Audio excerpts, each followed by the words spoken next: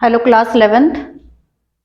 आज हम करेंगे सप्लाई का पार्ट 2, जिसमें मैंने आपको पार्ट 1 में क्या क्या कवर कर दिया था, सप्लाई और स्टॉक में डिफरेंस, और उसके बाद इंडिविजुअल सप्लाई, मार्केट सप्लाई और सप्लाई के डिटरमिनेंट्स, फंक्शन ऑफ सप्लाई और स्लोप ऑफ सप्लाई। अब अगले टॉपिक में हमें पढ़ना है law of supply.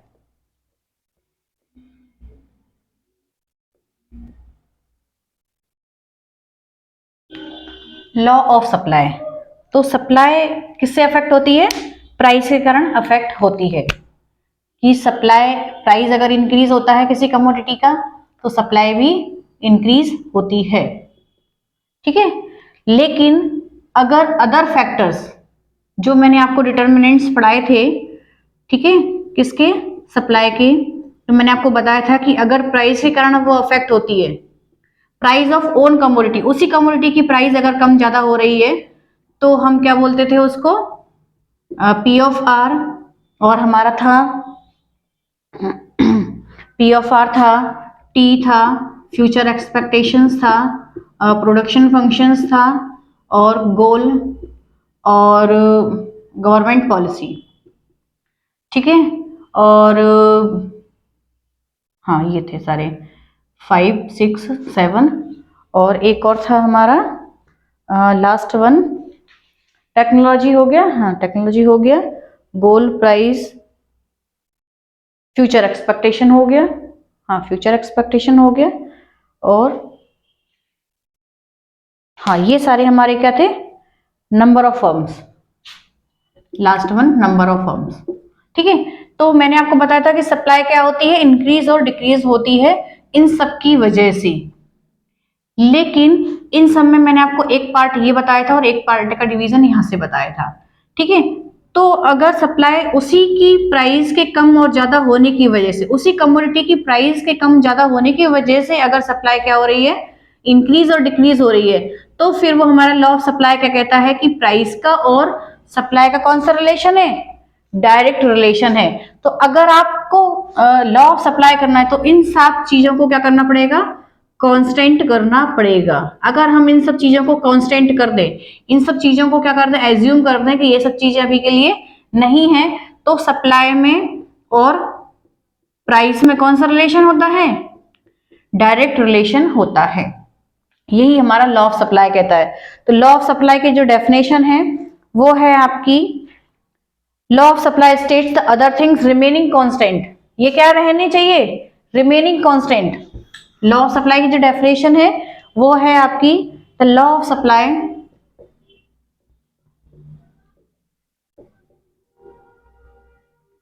Law of supply क्या कहता है? लॉ ऑफ सप्लाई स्टेट्स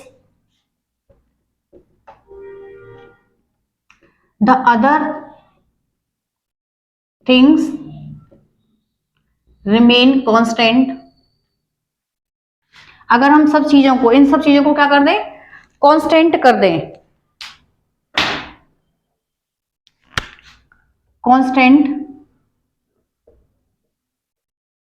तो क्या होगा? कांस्टेंट कर देंगे तो क्या होगा?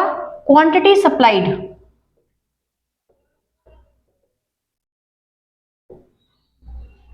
क्वांटिटी सप्लाइड, जो क्वांटिटी होगी वो कैसे कैसे इंक्रीज होगी? इंक्रीज विद इंक्रीज इन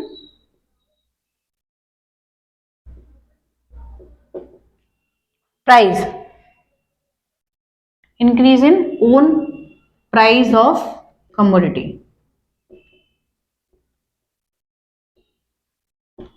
ठीक है। तो अगर मैं क्या कर दूं, इन सब चीजों को क्या कर दूं? कांस्टेंट कर दूं, इन सब चीजों को क्या कर दूं? कांस्टेंट कर दूं, तो क्या होगा? सप्लाई का और प्राइस का कौन सा रिलेशन होगा? डायरेक्ट रिलेशन होगा। सप्लाई ऑफ एक्स कब बढ़ेगी? जब इसका प्राइस एक्स का बढ़ेगा, ठीक है। सप्लाई कब डिक्रीज होगी? जब इसका प्राइस क्या होगा? डिक्रीज होगा। तो ये लॉ क्या कहता है? लेकिन ये लॉ तब फॉलो होगा जब आप इन सब चीजों को क्या कर देंगे? कांस्टेंट कर देंगे। तो लॉ ऑफ सप्लाई में आपको क्या करना है? अगर लिखने को आता है तो सबसे पहले आपको डेफिनेशन लिखनी है, उसके बाद उसको रिलेशन लिखना है, और उसके बाद उसका टेबुलर रिप्रेजेंटेशन करना है, जिसको हम क्या बोलते हैं? शेड्यूल भी बोलते हैं। पी ऑफ एक्स लिखना है और इसकी सप्लाई लिखनी है। तो आपका पी ऑफ एक्स कितना दिया हुआ है 10, तो सप्लाई आपकी है 100। प्राइस इंक्रीज हुआ 11 हुआ तो सप्लाई आपकी हो गई 200। प्राइस 12 हुआ तो आपकी सप्लाई हो गई 300। तो ये मेरा क्या है टेबुलर रिप्रेजेंटेशन। इसी को ही मैं क्या बोलती हूँ, इसी को ही हम क्या बोलते हैं शेड्यूल भी बोलते हैं। ठीक है, तो अगर मैं इसको डायग्रामेटिक प्रेजेंटेशन करूं, डायग्राम में बनाऊं या इसको ग्राफिकल रिप्रेजेंटेशन करूं, तो देखिए प्राइस 10 पर मेरी कितनी सप्लाई है 100, 200, 300। 10 प्राइस 11, 12। ठीक है, तो ये जो बनेगा वो कहां से बनेगा आपका, यहां से बन जाएगा। ठीक है, ये सप्लाई कर्व हो गया।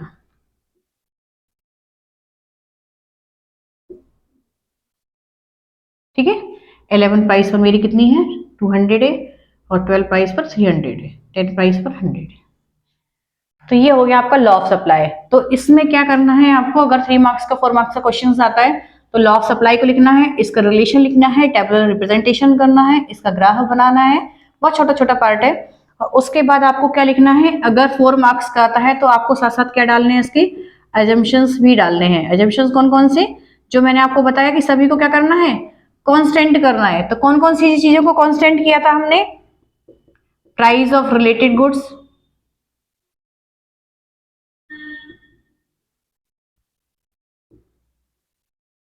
Remain constant. ठीक है, जिस सारे एजम्पशंस जो मैंने आपको सारे जो फंक्शंस बताए हैं उन सबको क्या कर देना है, आपको कांस्टेंट कर देना है। Government policy, number of firms. ठीक है, जो मैंने आपको सारे जो ये डिटर्मिनेंट्स बताए थे ना, जो आपको पी ऑफ एक्स के अलावा जितने भी डिटर्मिनेंट्स बताए थे वो सारे क्या कर लेने हैं, आपको कांस्टेंट लिख देने हैं। तो एजम्पशंस भी अगर आप लिखेंगे तो फिर आपको फुल मार्क्स मिलते हैं। ठीक है, फिर आता है हमारा कुछ एक्सेप्शंस होते हैं जहां पर लॉ ऑफ सप्लाई क्या हो जाती है, फेल हो जाती है। जहां पर लॉ ऑफ सप्लाई फॉलो नहीं होता है, कुछ एजम्पशंस हैं जहां पर लॉ ऑफ सप्लाई क्या नहीं होता है, फॉलो नहीं होता है। देखो लॉ ऑफ सप्लाई क्या कहता है कि प्राइस किसी का इंक्रीज होगा तो सप्लाई भी इंक्रीज होगी।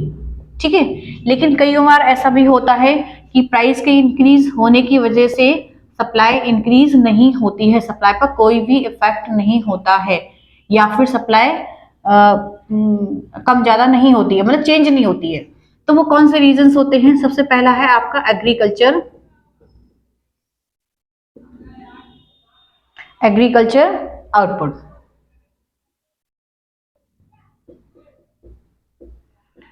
तो अब एग्रीकल्चर आउटपुट है, सपोज दैट कभी नेचुरल कैलामिटी आ गई, ठीक है, या फिर ड्रॉथ आ गया या फ्लड आ गया, तो मान लो व्हीट है, व्हीट का क्या हो गया, प्रोडक्शन कम हो गया। व्हीट पहले 1000 यूनिट्स होता था, ठीक है, 1000 यूनिट्स होता था, और अब for example 800 units he produce हुआ किसी रीजंस की वजह से। तो अब इसका प्राइस बढ़ जाएगा मार्केट में, क्योंकि अब इसका प्रोडक्शन कम हुआ है, तो इसका प्राइस के इंक्रीज होने से जो सप्लाई होती है वो इंक्रीज नहीं होगी। ठीक है, सप्लाई तो आपकी कितने की रहेगी, 800 की ही रहेगी, भले ही प्राइस क्या हो जाए, प्राइस कितना भी हो जाए, प्राइस कितना भी बढ़ जाए इस चीज का। व्हीट का प्राइस पहले 10 रुपीज होता था, अब 20 हो गया, लेकिन इसका मतलब ये नहीं कि आपकी सप्लाई इंक्रीज हो जाएगी। भले ही इसका प्राइस क्या हो जाएगा 20 हो गया, लेकिन क्योंकि प्रोडक्शन तो उतना ही हुआ है, तो भले ही इसकी क्या हो, सप्लाई पर कोई इफेक्ट नहीं होगा, नो इफेक्ट। ठीक है, भले ही उसका क्या हो रहा है, प्राइस भी इंक्रीज हो रहा है या प्राइस डिक्रीज भी हो रहा है ओवर प्रोडक्शन की वजह से, तब भी सप्लाई पर कोई भी इफेक्ट नहीं होगा। सेकंड रीजन है सेकंड रीजन है social distinction, goods of social distinction.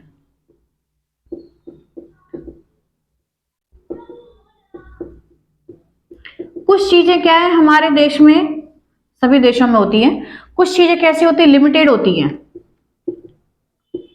ठीक है, लिमिटेड होती है, जैसे डायमंड है, लिमिटेड है। ठीक है, या फिर कोई सपोज फॉर एग्जांपल कोई पेंटिंग है, मान लो मोनालिसा की पेंटिंग है, तो ऐसा नहीं है कि मोनालिसा की पेंटिंग अगर 1000 रुपीज की आती थी और अब वो 5000 की हो जाएगी तो क्या उसकी सप्लाई बढ़ जाएगी? नहीं बढ़ेगी ना। या फिर डायमंड पहले है ना पहले 50,000 का आता था, अब वो 60 का हो गया, तो उसकी सप्लाई बढ़ा दोगे क्या आप? ठीक है, क्योंकि वो लिमिटेड है। तो इस केस में क्या होता है, इन केसेस में प्राइस के इंक्रीज होने की वजह से सप्लाई पे कोई भी इफेक्ट नहीं होता है। ठीक है, कोई भी असर नहीं होता है, तो यहां पर आपका लॉ ऑफ सप्लाई फेल हो जाता है। थर्ड रीजन है आपका पेरिशेबल गुड्स।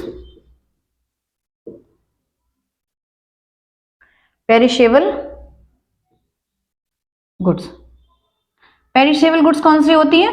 जो जल्दी खराब हो जाती हैं, जैसे अपनी वेजिटेबल्स हुई, मिल्क हुआ, ठीक है, जो हमारी चीजें ज्यादा उनकी जो आइसक्रीम्स हुई जिनकी ड्यूरेबिलिटी ज्यादा नहीं होती है, जल्दी खराब हो जाती हैं।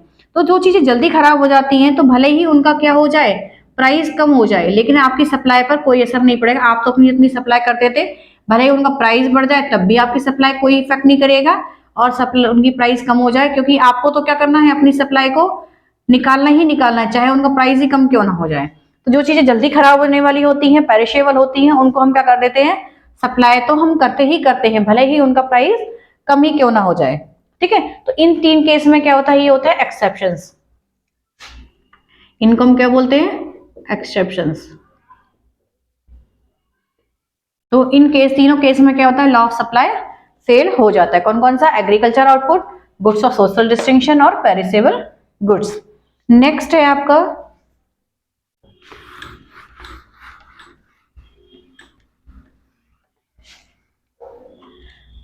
आपका change in quantity supplied and change in supply.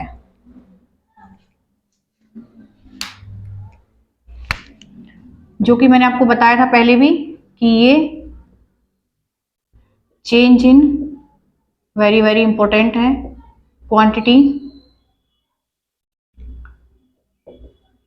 Quantity supplied और चेंज इन सप्लाई।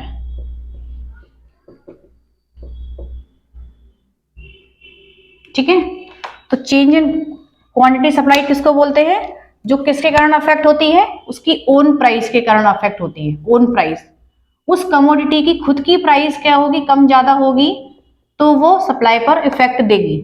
ठीक है, उसी कमोडिटी, जिस कमोडिटी की हम सप्लाई को इंक्रीज और डिक्रीज करना चाहते हैं, उसी की प्राइस इंक्रीज या डिक्रीज होगी, तब हम उसको बोलते हैं चेंज इन क्वांटिटी सप्लाइड। लेकिन अदर फैक्टर की वजह से सप्लाई क्या होगी, इंक्रीज और डिक्रीज होगी। इस केस में भी सप्लाई इंक्रीज और डिक्रीज होगी, लेकिन अदर फैक्टर की वजह से होगी, लेकिन इसमें उसकी खुद की प्राइस की वजह से सप्लाई इंक्रीज और डिक्रीज होती है। इसमें भी इंक्रीज और डिक्रीज हो रही है, इसमें भी इंक्रीज और डिक्रीज हो रही है। लेकिन मैंने आपको बताया था, आपको डिटर्मिनेंट्स पढ़ाए थे, जिसमें मैंने आपको सप्लाई के फंक्शंस कौन कौन से बताए थे। Function of price of own commodity, price of related goods, number of firms, technology, production function और फ्यूचर एक्सपेक्टेशंस, गवर्नमेंट पॉलिसी और गोल। ठीक है, तो ये जो है, ये क्या है, क्वांटिटी सप्लाइड है।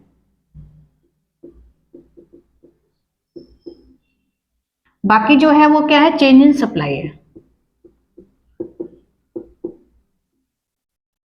ठीक है, इसमें भी सप्लाई इंक्रीज और डिक्रीज होगी, और इसमें भी सप्लाई क्या होगी, इंक्रीज और डिक्रीज होगी। लेकिन इसमें क्या होगा, प्राइस के संग, प्राइस में साथ साथ क्या इंक्रीज और डिक्रीज होगा, उसका प्राइस इंक्रीज और डिक्रीज होगा। लेकिन इसमें इसका खुद का प्राइस इंक्रीज और डिक्रीज नहीं होगा, इसमें किसी और चीज का प्राइस इंक्रीज और डिक्रीज होगा, उसकी वजह से सप्लाई इंक्रीज और डिक्रीज होगी। ठीक है, तो हम इसको समझते हैं अच्छे से।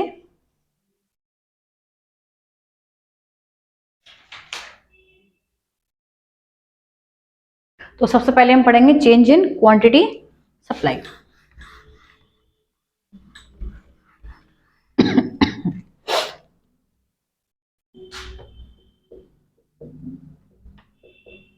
ठीक है, किसी चीज का प्राइस क्या था, 1 था, तो आप कितनी यूनिट सेल कर रहे थे, 5। उसका प्राइस 5 हो गया, तो हो सकता है कि आप 1 सप्लाई कर रहे हो। ठीक है, सॉरी, किसी चीज का प्राइस बढ़ गया तो आप हो सकता है कि 20 यूनिट सप्लाई कर रहे हो। ठीक है, तो क्या हो रहा है, प्राइस के इंक्रीज होने से सप्लाई भी इंक्रीज हो रही है, लेकिन किसकी प्राइस इंक्रीज हो रही है? उसी एक्स कमोडिटी की। ठीक है, जो कमोडिटी है हमारी वो क्या है? एक्स। एक्स के प्राइस के बढ़ने से एक्स की ही सप्लाई इंक्रीज हुई है। तो अगर हम इसको डायग्राम पर देखें तो क्या हो रहा है? ये प्राइस है 1 2 3 4 और 5। ठीक है, सप्लाई 5 10 15 20। तो एक 1 रुपीज का प्राइस था, तब सप्लाई कितनी थी? 5 थी।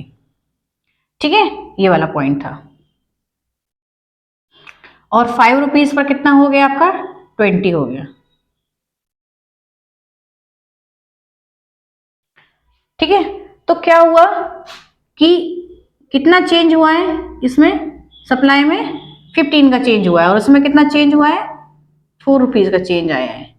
ठीक है, तो ये क्या हुआ है? ये पॉइंट कहाँ मूव हो गया? इस पॉइंट पर मूव हो गया। इस पॉइंट पर था और ये मूव हो गया, तो इसको हम बोलते हैं मूवमेंट। ठीक है, ये क्या हो रहा है? मूव हो रहा है। तो मूवमेंट हो रहा है, लेकिन किस साइड हो रहा है? बढ़ रहा है। ठीक है, सप्लाई क्या हो रही है? इंक्रीज हो रही है। तो मूवमेंट कैसा हो रहा है? इंक्रीज हो रहा है। तो इसको बोलते हैं हम extension. Extension of supply. Supply क्या हो रही है? इंक्रीज हो रही है। इस केस में क्या हो रही है? सप्लाई इंक्रीज हो रही है। लेकिन अगर मैं इसी का उल्टा बना दूं, ठीक है, तो 5 रुपीज प्राइस थी, तब 20 सप्लाई थी, लेकिन प्राइस क्या हो गई? 1, तो सप्लाई हो गई 5। तो ये क्या हो जाएगा? जो पॉइंट है, पहले ये S1 पॉइंट था, ठीक है, S2 पे पहुंच गया। क्लियर है? या फिर ए भी लिख सकते हो, आप ए भी करके भी लिख सकते हो। तो पहले 5 पर कितनी क्वांटिटी थी आपकी? 20। ठीक है, ये प्राइस है और ये क्वांटिटी है। तो 5 पर कितनी क्वांटिटी थी? 20। लेकिन जैसे ही प्राइस क्या हुआ? कम हुआ, वैसे ही क्या हो गया? आपकी सप्लाई भी कम हो गई। ठीक है, तो ये जो शिफ्ट कहाँ मूवमेंट कहाँ मूव हो गया आपका जो ग्राफ? इस साइड मूव हो गया, तो इसको बोलते हैं हम कॉन्ट्रैक्शन। ठीक है, ये मूवमेंट कैसा जा रहा है? आगे की साइड जा रहा है, और ये रिवर्स हो रहा है, क्योंकि अब आपकी सप्लाई क्या हो गई है? कम हो गई है। तो पहले S1 पॉइंट ये था, अब S2 पॉइंट ये हो गया। पहले S1 पॉइंट ये था, S2 ये था। पहले S1 पॉइंट ये था, फिर ये हो गया है। तो इसको बोलेंगे हम कॉन्ट्रैक्शन। तो इसमें क्या होता है? मूवमेंट होता है। जो चेंज इन क्वांटिटी सप्लाइड में क्या होता है? मूवमेंट होता है। कितने तरीके का मूवमेंट होता है? या तो वो एक्सटेंशन हो रहा होगा, या तो सप्लाई क्या हो रही होगी? बढ़ रही होगी, या फिर सप्लाई क्या हो रही होगी? डिक्रीज हो रही होगी। लेकिन किसके साथ साथ? प्राइस के साथ साथ। तो इसको हम बोलते हैं मूवमेंट। आपका जो कर्व है वो कहाँ हो गया है? पॉइंट कहाँ हुआ है? मूव हुआ है। तो इसको बोलते हैं हम चेंज इन क्वांटिटी सप्लाइड। फिर है आपका, ठीक है, ये एक्सटेंशन ऑफ सप्लाई है, ये कॉन्ट्रैक्शन ऑफ सप्लाई। फिर आता है आपका चेंज इन सप्लाई।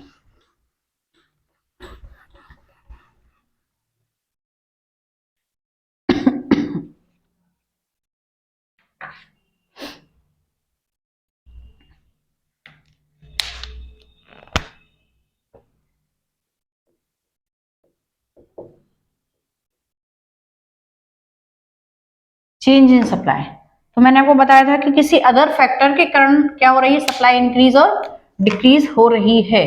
अपनी खुद की प्राइस के कारण नहीं हो रही है, किसी दूसरे की वजह से, किसी अदर फैक्टर की प्राइस के कम होने की वजह से अगर वो इंक्रीज और डिक्रीज होती है, तो उसको हम बोलते हैं चेंज इन सप्लाई।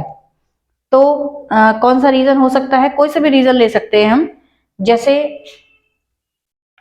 पहला रीजन क्या बताया था हमने? P of R, price of related goods. मैंने आपको इसमें क्या बताया था कि अगर अदर फैक्टर की प्राइस क्या होगी? इंक्रीज होगी। किसी अदर फैक्टर की प्राइस इंक्रीज होगी तो आपकी सप्लाई क्या हो जाएगी? डिक्रीज हो जाएगी। ठीक है, तो सप्लाई क्या हो रही है? डिक्रीज हो रही है। और अगर अदर फैक्टर की प्राइस डिक्रीज हो जाएगी तो आपकी सप्लाई क्या हो जाएगी? इंक्रीज हो जाएगी। तो अगर हम इसी का ही एक एग्जांपल लेते हैं, तो देखिए प्राइस तो आपका अभी भी सेम ही है।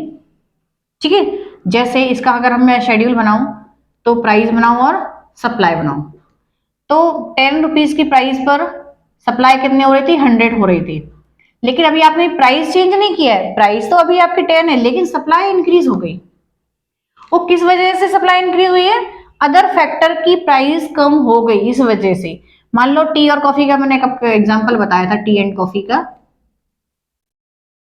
ठीक है। तो कॉफी के प्राइस कम होने की वजह से, कॉफी का प्राइस मान लो था, इसका भी 10 रुपीज था, इसका भी 10 रुपीज था, कॉफी 8 रुपीज की हो गई, ठीक है। कॉफी कितनी, कॉफी का रेट कम हो गया 8 रुपीज। तो सप्लायर किस चीज को ज्यादा सप्लाई करना चाहेगा, टी को, क्योंकि वो तो चाहेगा कि मैं महंगी वाली चीज बेचूं, ठीक है। तो आपकी क्या हुई, आपकी प्राइस तो अभी भी 10 है, पहले भी 10 थी, लेकिन इसकी प्राइस कम होने की वजह से आपकी सप्लाई क्या हो गई, इंक्रीज हो गई। तो पहले आपकी सप्लाई क्या थी, मान लो ये थी, ठीक है, पहले आपकी सप्लाई क्या थी, ये थी। तो 10 रुपीज प्राइस पर आपकी जो सप्लाई थी वो कितनी थी, 100 थी, ठीक है। 10 रुपीज प्राइस पर आपकी सप्लाई कितनी थी, 100 थी। ये आपका प्राइस है और ये आपकी सप्लाई है। लेकिन क्या हुआ, अदर फैक्टर की प्राइस कम होने की वजह से आपकी जो 10 रुपीज की चीज थी वो अब आप कितनी बेचने लगे हैं, पहले 100 यूनिट्स बेचते थे, अब 200 बेचने लगे। क्यों, क्योंकि दूसरे की प्राइस कम हो गई, तो अब आप अपनी सप्लाई को बढ़ा देंगे। तो अब आपकी सप्लाई जो हो गई वो कैसे मूव हो गई, 200 मूव हो गई। तो ये S1 से S2 में कन्वर्ट हो गया। तो आपकी जो सप्लाई क्या हुई, इंक्रीज हुई है, ठीक है। आपकी सप्लाई क्या हुई है, इंक्रीज हुई है, लेकिन किसी और रीजन की वजह से हुई है, उसका खुद का प्राइस कम होने की वजह से नहीं हुई है, किसी अदर रीजन की वजह से हुई है। तो इसको हम बोलते हैं, ये क्या हुई है, इंक्रीज हुई है, तो इसको हम बोलेंगे इंक्रीज इन सप्लाई, क्योंकि सप्लाई क्या हो रही है, इंक्रीज हो रही है, ठीक है। और अगर मैं इसका रिवर्स एग्जांपल ले लूं, ठीक है, अगर मैं इसका रिवर्स एग्जांपल ले लूं कि पहले 10 रुपीज की प्राइस पर कितनी थी सप्लाई, 200, और फिर हो गई 100। क्यों, क्योंकि टी और कॉफी में से कॉफी का प्राइस जो है वो इंक्रीज हो गया, इसका प्राइस इंक्रीज होने की वजह से टी की सेल आपने क्या कर दिया, फिर टी की सप्लाई को कम कर दिया, ठीक है। फॉर एग्जांपल हम टी के पॉइंट ऑफ व्यू से देख रहे हैं, तो फिर सप्लाई क्या हो जाएगी आपकी, ये जो सप्लाई है वो कहाँ मूव हो जाएगी, यहाँ पर। फिर ये आपका S1 हो जाएगा और ये आपका S2 हो जाएगा, क्योंकि अब आप कहाँ मूव हो गए, लेफ्ट वर्ड मूव हो गए, ठीक है। इसको बोलेंगे हम डिक्रीज इन सप्लाई,